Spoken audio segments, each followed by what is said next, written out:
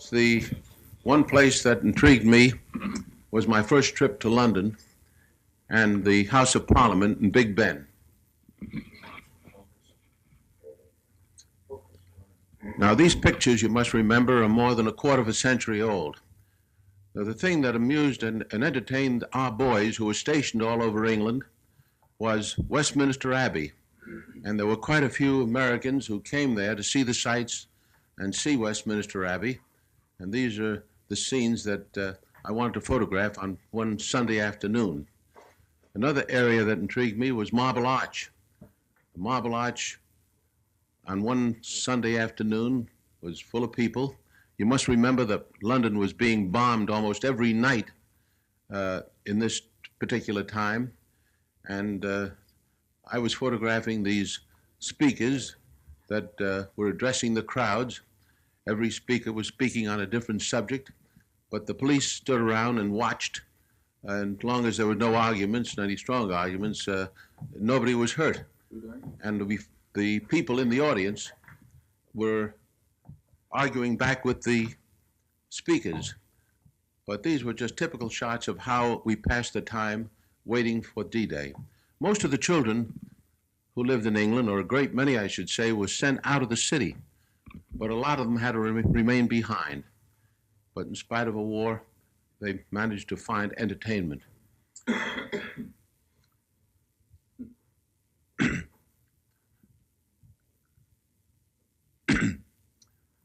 I was rather surprised to see these children drinking out of community drinking cups that were changed to the fountain. And I'd like to make candid shots of these children so they didn't notice me, but every once in a while they did. But this youngster is taking a cool drink on a beautiful Sunday afternoon. And we discovered that the St. Paul's Cathedral had been hit several times, but not badly damaged. And of course, one of the other attractions was Buckingham Palace and the gates, which were protected by British troops, not in the bearskin hats which they wore in peacetime, but in full war uniform. And this is the way they paraded up and down. They weren't performing for the camera, but they were actually doing their duty. But you notice the barrage balloons in the background. London had barrage balloons all over the area. And it was said that if it wasn't for the barrage balloons, with all the equipment that was being brought into the country, that the islands would sink into the sea, but the barrage balloons, they said, was holding it up. You must remember, too, that food was pretty scarce in London at this time, and it was being brought in whatever way they could and being unloaded. But it isn't often you get a bright day like this in the spring in London, and this was an opportunity to show what the soldiers were doing while they were waiting for the invasion. This is Fleet Street. Discovered this Irish policeman guarding the street, and we saw considerable damage in the area. But soon, we were down on the south coast of England, where we met some of the other correspondents who were scheduled to cross the channel with us. And you'll probably recognize some of the old-timers who covered the war in that particular time. I was given a shovel to defend myself, and it proved to be a valuable instrument. And here we see Larry LaSueur of CBS. Larry LaSueur was covering the war for CBS, and so was Wertenbecker on the left, Jack Thompson of the Chicago Tribune, Ernie Pyle here, and this is a close-up of Jack Thompson, and this is O'Reilly, Larry O'Reilly of the Associated Press. This is Wertenbecker, and we're saying our farewells because we were expected to meet again in Paris.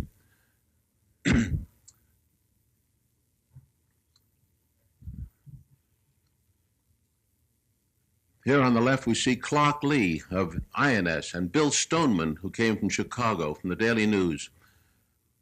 And several other of the correspondents were being boarded aboard a military truck to be taken to the south coast. And we went through small British towns, and life was going on as usual. The people were in the marketplace buying food, and as though nothing was going on. But after a 150-mile ride, that's how we felt riding in an Army vehicle. We found Plymouth was pretty badly damaged. A lot of the buildings were completely destroyed, but this was found all over the area.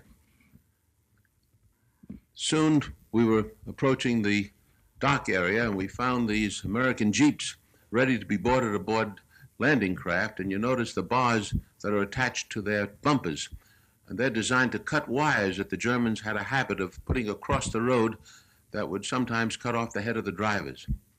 We weren't allowed to wander around the area by ourselves. Each crossroad point was under guard of both an American and a British soldier. And if they wanted to see what you had in your bedroll, you had to show it to them. But this is the care that was taken that the secret of the invasion be kept as long as it could.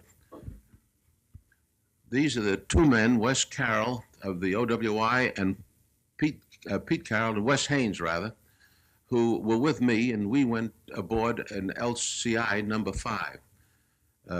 Pete Carroll here came from Boston, and he was a photographer for the Associated Press. And we tried to keep our mind off what was coming, and we knew it was going to be a short time before we would be on board. We had our first taste of K-rations, which didn't taste bad if you were hungry. And we also were able to see the beautiful countryside in that area. And these are the sort of shots I wanted to bring home to show my family and friends.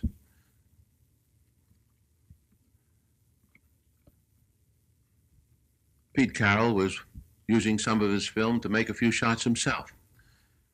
And soon we were down at the docks. And there we found units of the 101st Airborne Division carrying everything they could carry by hand, boarding landing craft that were so heavily laden they had to be pushed off the docks by trucks, as you see in this manner. And these men were being taken out to larger craft and boarded for the invasion. And here we see several units carrying grenades, bazookas. They didn't have an opportunity to load this aboard jeeps that were not fully available at this particular moment.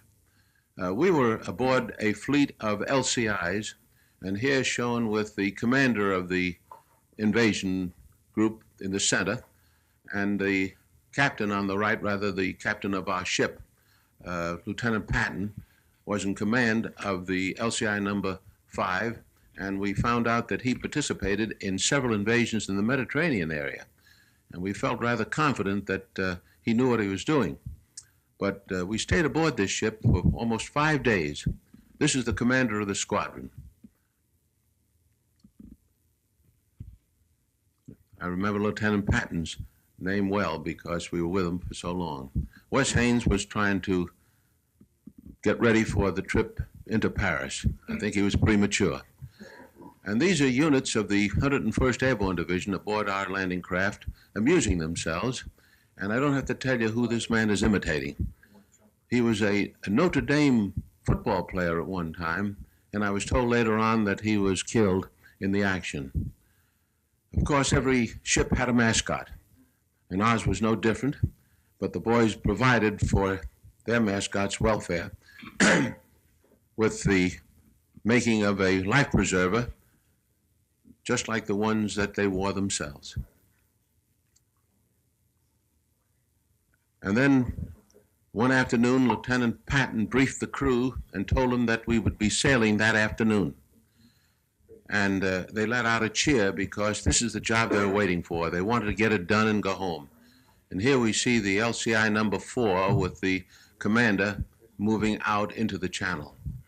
And this was a tremendous sight to see ships from one end of the horizon to the other. Ships of all kinds. They tell me there was well over 1,000 ships. But even so, we thought this was just another exercise. As we continued on, we felt that we'd be turned around, go back and try again another day. But when we continued on into the night, we knew it was the real thing. At one time, we had a bit of a scare. They said there was a submarine in the area, and one of the DE boats threw some bombs into the channel. And they exploded, but we never saw any attack at all. Here are some scenes actually taken close to the beach, where the ships made a right-angle turn and headed for the area where we were to land.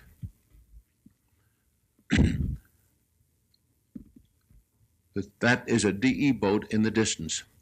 And of course, we were on the alert for any kind of attack, even airplane attacks.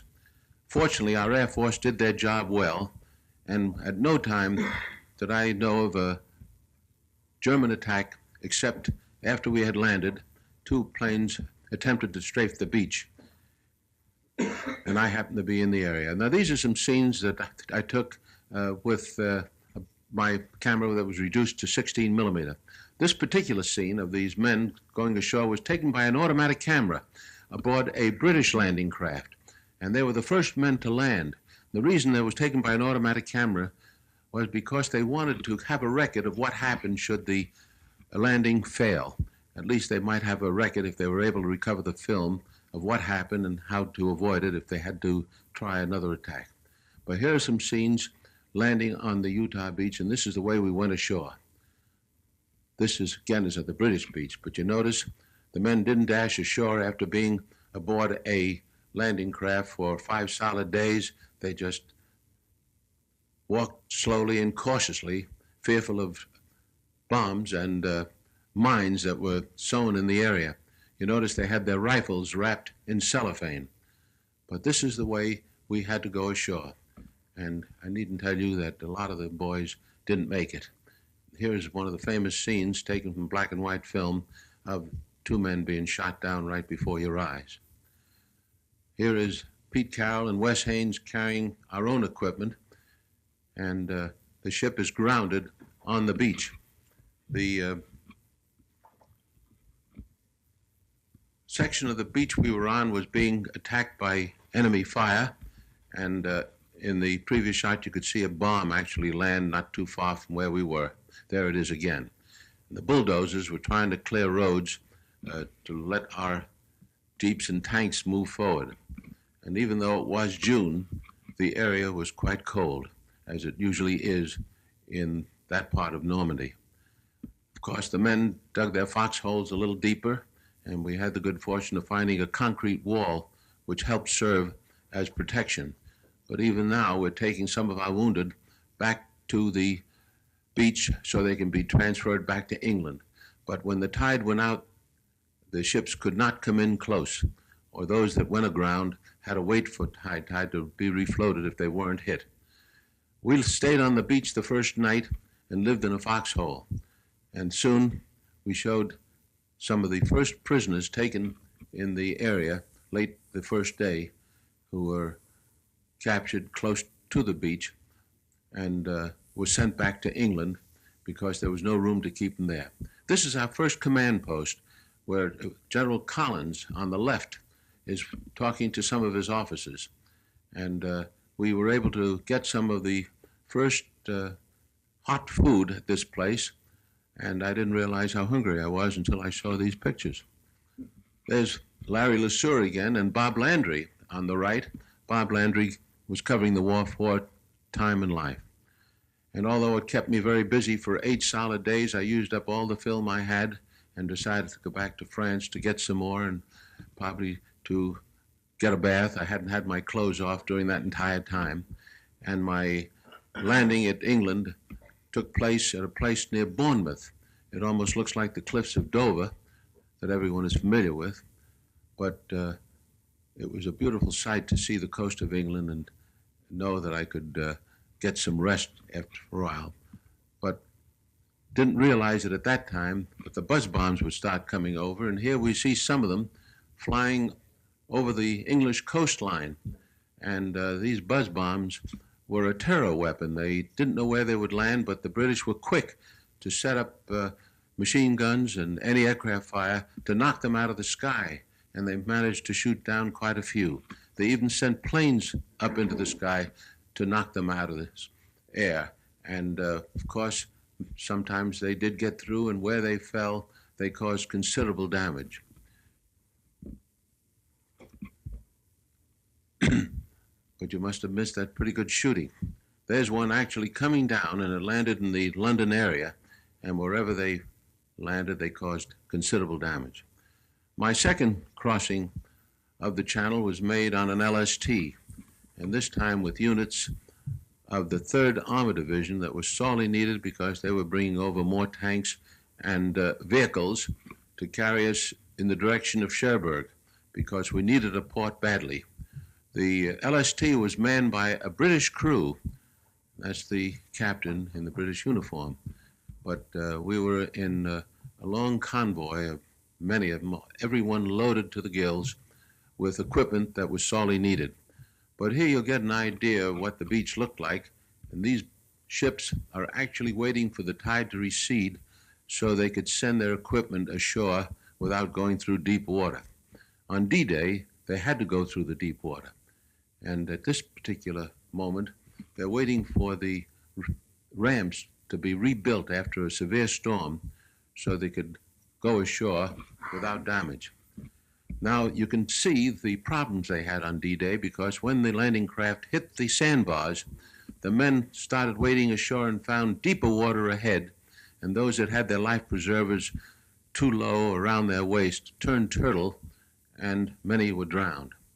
But these are units of the 3rd Army heading in, crossing the deep spot just ahead of them, and headed toward Cherbourg itself.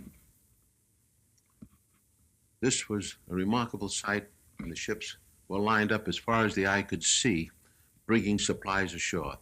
We needed Cherbourg badly because we thought we could use it as a port, but we found that Cherbourg, shown here, was pretty badly destroyed by the Germans themselves.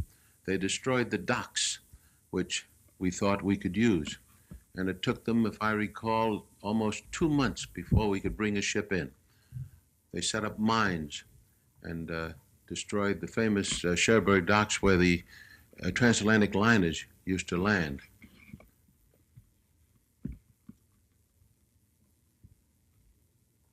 They not only destroyed the docks, but also the inland bridges that crossed the rivers that entered the Cherbourg area, the canals. This is one of them was destroyed by the Germans. Soon the French people came back into the city and gave us a warm welcome. And soon we found the prisoners, and I think they took something like 16 or 18,000 men out of the Cherbourg area, and they're still holding their personal belongings, marching toward the beaches because they had to be transported to England and some eventually to the States to be held in prisoner of war camps. And even at this time, those that could talk to us or would talk to us said we'd be pushed back into the channel in less than a week. Of course, at every headquarters area, we found that the Germans had a picture of Herr Hitler, and our boys are using it as a pinboard. But the Americans had a way of amusing themselves. Now here is the first official ceremony held in France when General Collins on the right presented the tricolor flag made out of parachute cloth, seen here, to the mayor of Cherbourg, who was holding the microphone. And our boys of the 7th Corps were given clean uniforms for the occasion. And soon the people that came back to Cherbourg after the fighting stopped came to visit with us and talk to us. Here we see Ernie Pyle in the center again and talking to a colonel of the Signal Corps. And this is Bert Brandt, who we saw earlier shooting for AP. Cecil Carnes and John McGlinchey. And here is, oh gosh, 25 years has done a lot to my memory.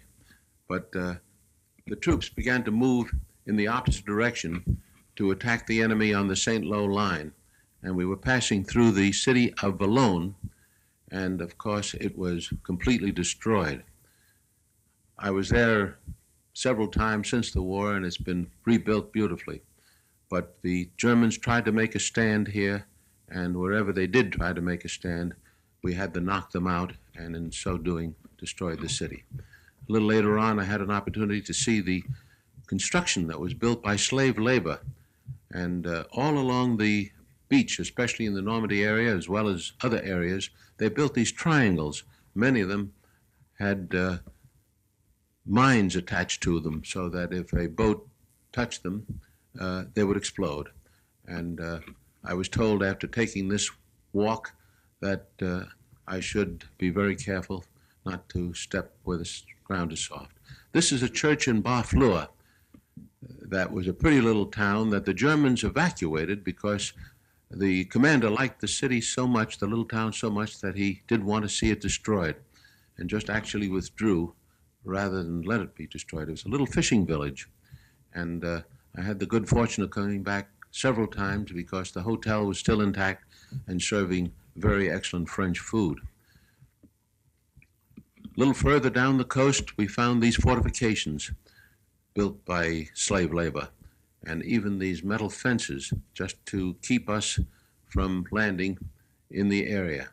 And these heavy fortifications that were many feet thick, and these correspondents were looking it over. In some areas, the Germans saw to it that they were destroyed, blowing them up so that we couldn't use them against them if they tried to take them back.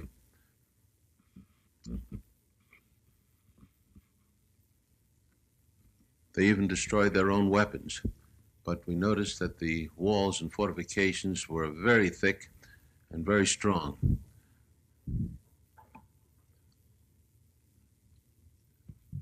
The area was taken over by the Navy, and there was an observation post right on the end. This was near a town called Granville, and there is the lighthouse at the point that sort of separated Normandy from Brittany. And that's the observation post the Germans used, and it's under the command of our naval officers to use as an observation post.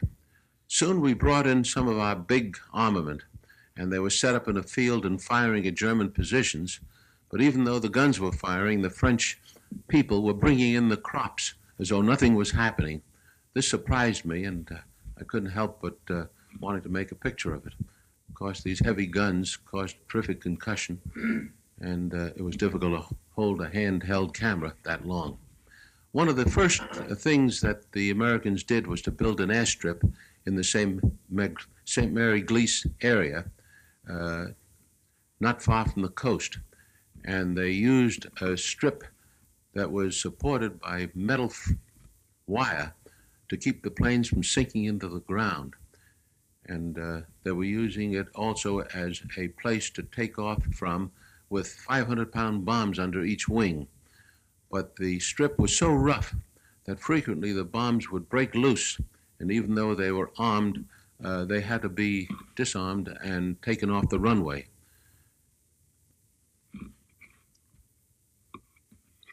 These are P-47s that they were using here, and there's one carrying a bomb under each wing to attack the enemy deep in behind the lines. You notice these two planes taking off at once, raising considerable dust, but managing to get off a very short runway. Here you notice a plane, you notice the buckle under the wheels. This sometimes caused the mesh wire to break and come up and hit the plane's propeller, causing it to crash before it left the ground. And here's an unfortunate accident, two of our planes.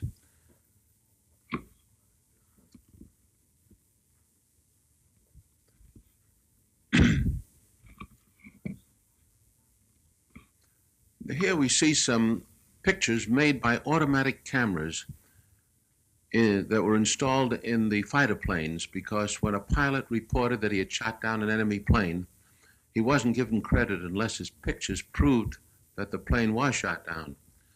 And these automatic cameras would operate in conjunction with his machine guns.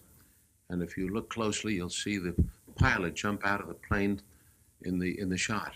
But you notice, too, that a lot of these planes are still carrying the extra fuel tanks that they were carrying underneath the wing. And whenever the bullets hit that tank, the plane would explode, as you will see here. But when you saw shots like this, you know that the pilot never got back. And one of the highlights of our trip across France was Mont Saint-Michel. Mont Saint-Michel was on a river that separated Normandy from Brittany. And here we met some of the other correspondents. This is Bob Capper of Time magazine, and I know there's a member in the audience who knew Bob Capper. And Bob Capper was eventually killed. He was covering the war in Indochina when the French was fighting. But at Mont Saint-Michel, we found the Poulard Hotel, run by Madame Poulard. And the reason we liked the place is she served some delicious omelets for which she was famous. And that's Madame Poulard and her famous hotel in the background. And a lot of the correspondents gathered here to fight the war from this point because we were closer to the front line, if you could call it such, than we were at our main bases. And there we see the river that separates Normandy from Brittany. This is a beautiful little island, and the building at the top is a monastery that was still intact. It was not destroyed at all. And here are some of our GIs looking over the sites of the monastery, being shown around by a woman guide.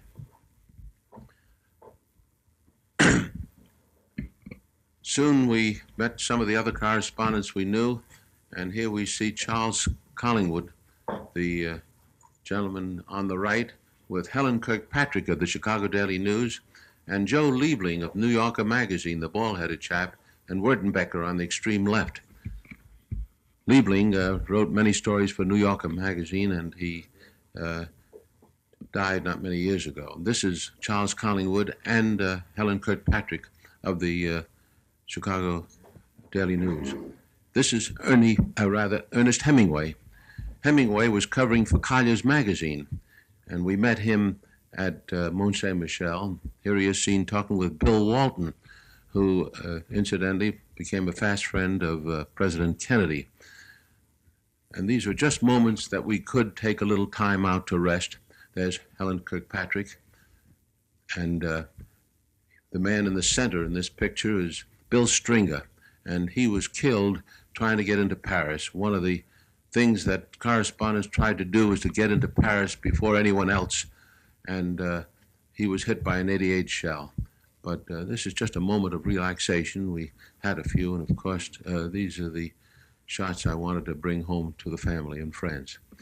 But the little island was very quaint, and it was a very old place, but it was fortified in several ways. We discovered that the beaches in the area, especially when the tide was out, would be high and dry, and they put those sticks in the sand to keep our planes from landing. We found a little family of 3 brothers, and even the tall blonde one is a boy, I found out later, because their grandmother was taking care of them. Their parents, I was told, were killed at the Battle of St. Lo.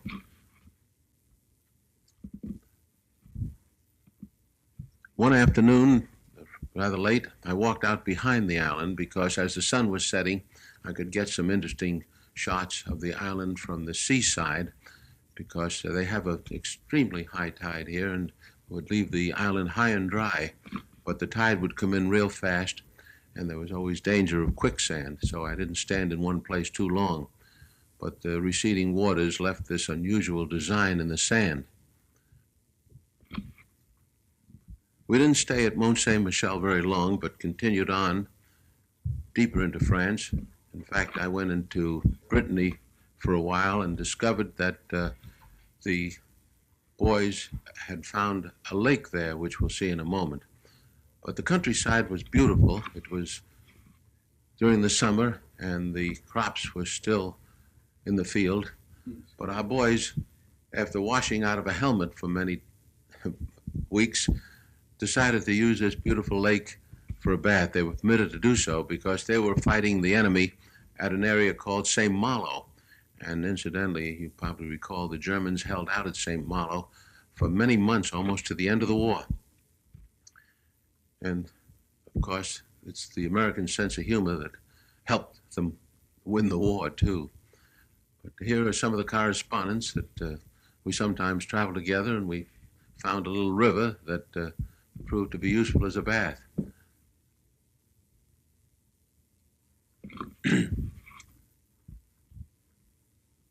There are a lot of these small rivers around France, and at every moment that we could spare, the correspondents. This is a group of them. That's Ralph Morse in the front, and Huey Broderick, and Joe Priestley, and of course here we see Edward G. Robinson. Edward G. Robinson was one of the many actors and actresses that came to Normandy to entertain our troops. And they held a show right in this Normandy barn that was not too far from the fighting. And I found out later that the intermission had to be called when the shells came too close. Of course, all you had to do was point a camera at Robinson, and he acted. Soon we found ourselves in Rambouillet. Rambouillet was 52 kilometers from Paris and was the headquarters for all the correspondents that came there. We see Ernie Pyle again on the left, and George Stevens, the Hollywood director, myself, and of course Pete Carroll. It was shortly after these pictures were taken that Ernie Pyle decided to return back to the States and then went to the Pacific, where he was killed. George Stevens was a very well-known Hollywood director, I'm sure you recall, and he died only a few years ago. But practically every correspondent turned out to try to get into the city of Paris.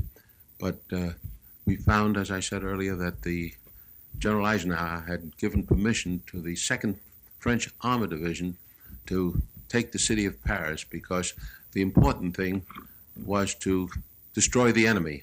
And they didn't consider Paris as a target. It would delay them if they did try to take the city themselves.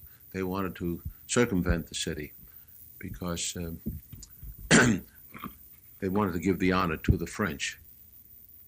General Leclerc was in command of the 2nd Armored Division, and he refused to let the correspondents accompany his force to get into the city, simply because he didn't want any shots made until he had the city secure. We were glad to see Paris because it was a city of great beauty, and we were amazed at the way the people turned out. And these are some of the shots taken on the first day of liberation. I just didn't nearly get enough of these shots because there was too much to do. And soon General de Gaulle came into the city and paraded down the Champs-Élysées. And here he is taking the salute and receiving some flowers from a French girl. It must be remembered that de Gaulle was not well known at this time, and very few people could listen to the radio reports that told about his work in England prior to crossing the Channel. But soon he became very popular. It seemed as though everybody in Paris turned out to see de Gaulle. And he was marching down the Champs-Élysées at this point, and it was a tremendous sight to see. Later in the day, our own troops paraded down the avenue, and this was something that made us all proud. And here's de Gaulle parading, and suddenly firing opened up from forces that were left behind, and they thought from the FFE and some of the fascists that were still in the city trying to panic the people. But if you stuck your head out a window, you were bound to lose it. And this went on continuously for several hours.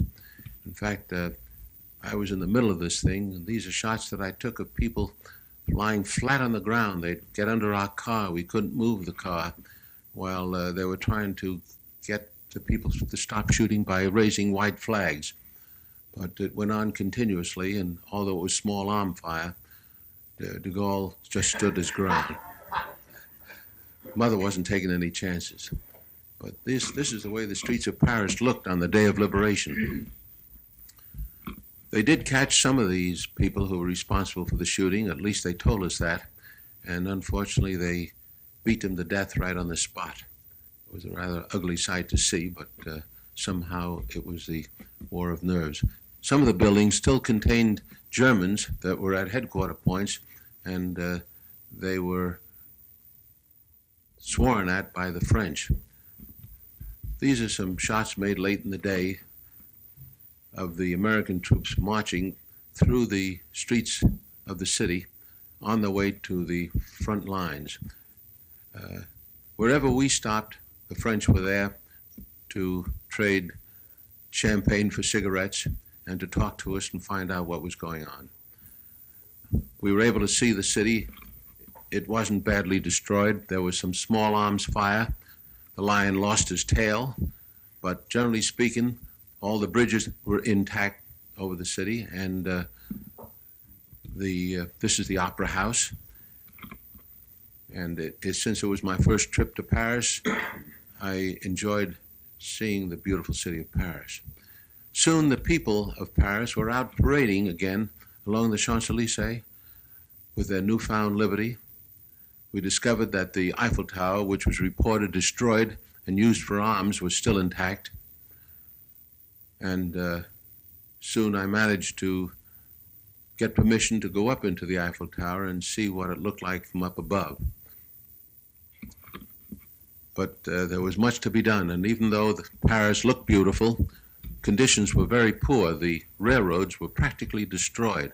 There was no way of bringing in food. In fact, when we were coming down the road, we saw large trucks waiting to get into the city, loaded with all kinds of foodstuffs to support the city, which was in dire need not only of food, but of coal, because at this time it was getting pretty cold. It was late in the year, and there was no way of getting supplies in.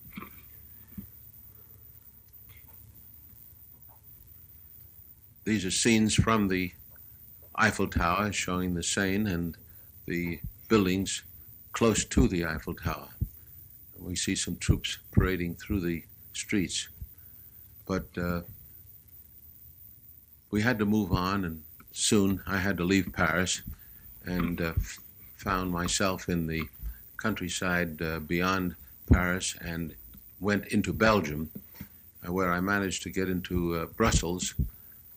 These are some scenes of the Auteuil racetrack, which we found was open shortly after the liberation.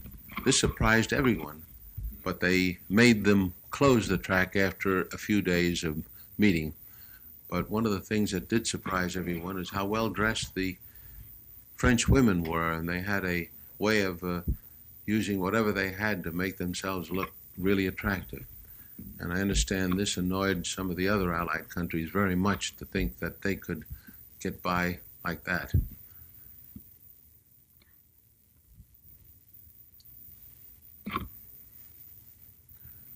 They even opened up the art galleries along the streets, and we didn't know whether they were permitted to do this prior to our getting there, but they certainly opened up for business very shortly after we arrived. We found a painter at work in the old quarter of Paris, and shortly after leaving Paris, I was in an area called the Ardennes. And the reason I took some of these shots of the countryside, because the weather was turning cold and the trees were turning their fall colors. And this is the town of Houffalize, which was completely destroyed on the breakthrough that occurred and the attack on Bastogne. I was in Bastogne just a few days before the breakthrough and was fortunate enough to get out of there, not knowing about the attack, but I did think that this was a place that the enemy could hide troops, and they did. That's General Collins again, talking to General Morris Rose, who was in command of the 3rd Armored Division. This is General Rose on the left. General Rose was killed in Cologne. It was an unfortunate happening because they thought they had the place protected, but there were some enemy troops in the area, and he was shot. These are units of the 3rd Armored Division that were fighting the enemy, and we managed to get some shots of them as they were being entertained by German children. We had a tremendous reception all the way across France, but when we got to Germany, the reception was not there. All the homes in the German area had white flags in front of them as an indication, of course, of surrender. And the children here were actually on their way to school, and children everywhere look cute, and they're holding their ears because our guns are firing not far away, and they were just trying to avoid the noise. We found the Siegfried Line, as it was called, or the Dragon's Teeth, which were built again by slave labor, I'm told, And they were not a fortification against our tanks because our bulldozers took dirt and pushed it over the top of them and rode right over the top.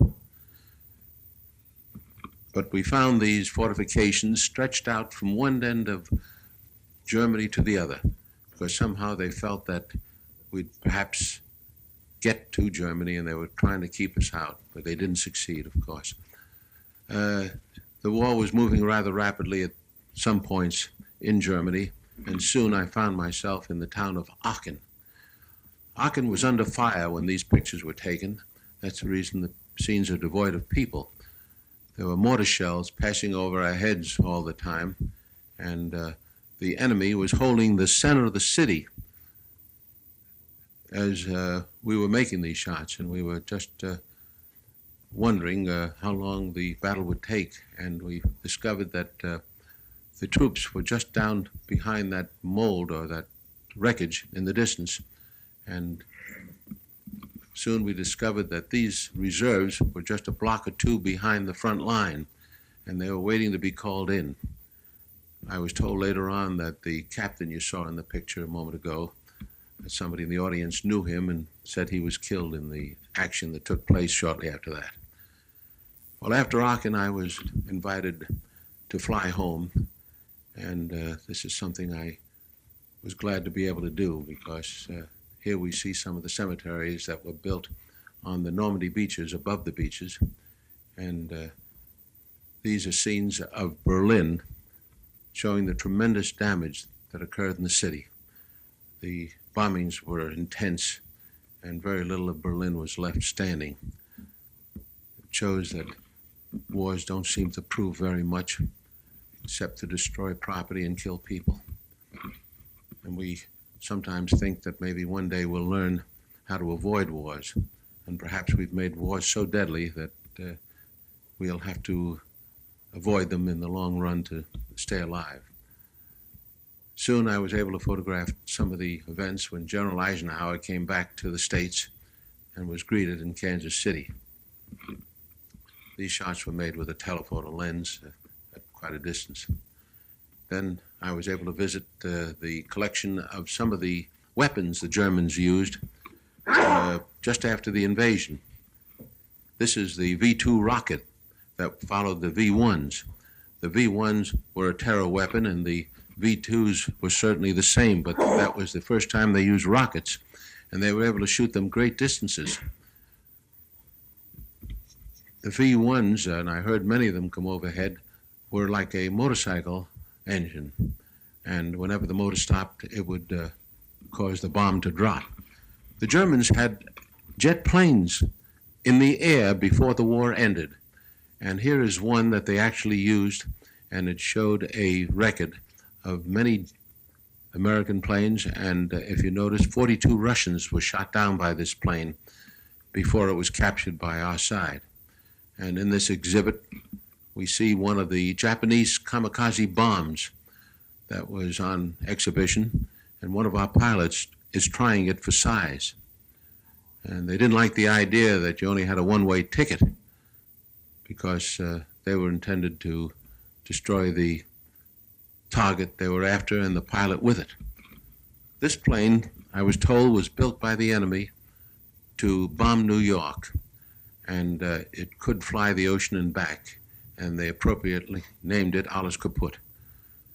Here we see some shots of what I call what the next war might look like, and this is the explosion of the atomic bomb in New Mexico. And I always like to feel when I show these pictures that perhaps it'll remind people that we ought to remember what World War II was like, and that World War III would be much worse. But I like to say that, repeat what one scientist aptly put it when he said, the atomic bomb is here to stay. The question is, are we? And that brings us to the end of our film, and thank you very much.